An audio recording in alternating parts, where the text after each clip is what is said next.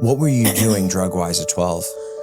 It started just weed, marijuana, and everybody was smoking, and I was stealing from mom, and I was like, this is cool. I was a risk taker, and I wanted to be liked. So smoking weed and then drinking came with that. When I was, I dabbled with pills here and there at 12, and then 14, I tried meth for the first time, and from 14 on, hard drugs, no more reality. You said a much older crowd, but how does one go from smoking weed, assuming you're drinking cigarettes, to meth at 14? Because that's a hard introduction at that age. The things that we want when we're kids, we want to be liked, experience different things. And for me, I think I just was like, I'll do whatever. So some of the friends that I had would drink on the weekends. And then that led to we're going to college parties while we're 12 and 13. We looked older than we should have looked and all that. And so we would be 13 in these bars with 25 and to 30-year-old men and women, Just getting after it with it everyone. And whatever they were doing. And so I'm like, I'm going to try it. It was that quick of a decision. A lot of it was just being removed from my own reality. I had feelings about my parents' divorce. I had feelings about myself and my insecurities. I wanted anything that would take me out of myself. So heroin came along pretty quick. So within a year of that. So I was doing meth. How did you get into heroin? This person was almost 30. So I was 15. And he lived in a trailer park by himself.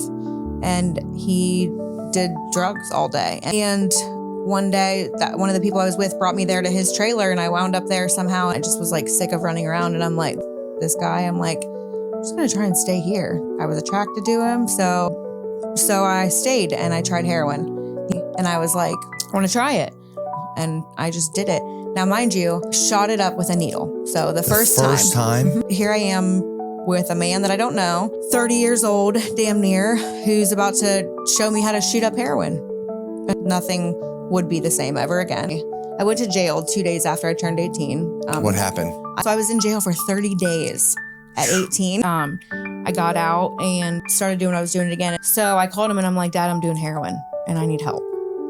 And my dad was like, he was on vacation and he's like, Alex, when I get home, you'll come down, I'll help you get into treatment.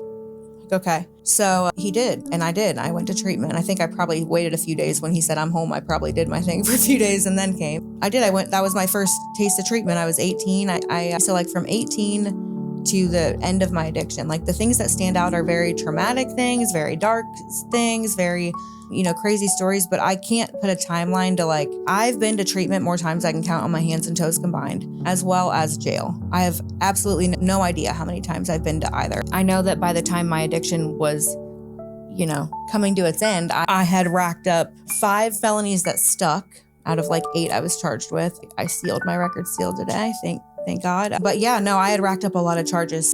So you go to treatment, you get out. What did the progression look like until you got sober with it? So I had left that guy. I left him and he let me come home to his house. I was taking something every day. And then what my brain was telling me is I know what I want and this is not it. The first few months I was going to meetings that I found, recovery meetings, just doing everything that I'd heard anybody ever say to do when you get clean. I didn't believe I could do it. Part of me didn't even want to do it. I was just tired. He's like, you can come here. You're not going to get high in my house. The first time you do, you're out.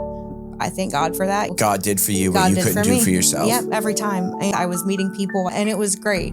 And in the beginning, I don't even know who I am. I can't tell you. I'm afraid to walk in the grocery store and get my own groceries. I don't even know what I'm doing. I hadn't known who I was as a woman ever, but I remember the little things were really special. I remember being in nature for the first time in the first few months and just being I can smell the flowers. What got me through was just being I'm not in jail.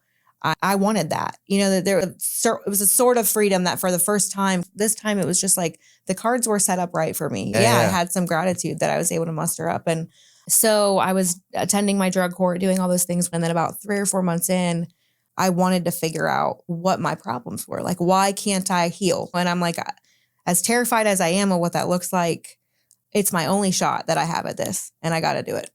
About 4 or 5 months clean, I start working on myself and I was I want to work in treatment. I want to help people and then hopefully keep helping myself. And I did. What did helping people do for you? Oh my God. Well, I think we're put here for that. So like everything, it did everything for me. It was like, it taught me I'm not alone, right? Like other people need help. Well, I'm not the only one out here like heartbroken and hurt and, with all of this baggage and shame and guilt. And it showed me that like, I am so not alone. It taught me responsibility. It taught me to show up for people. It taught me that my words held weight and value. Like I had seen people the times I would try in the past to get sober, and I'd see them with a year or 5 years or 10 years. And I'm like, what? like you're fake and you're lying. So I started to get an understanding of that and what it looked like to it was the most genuine time of my life. It was like the most beautiful thing in the world. It was terrifying and beautiful. So I learned all the things. I remember when they took me off drug court, I cried to my PO and he's like, well, you're getting terminated today. And I'm like, what? He's like, because you're doing amazing and we don't need you to report anymore.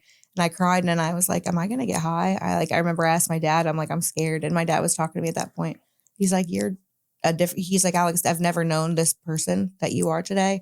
And like, now I do. And I'm not worried about her.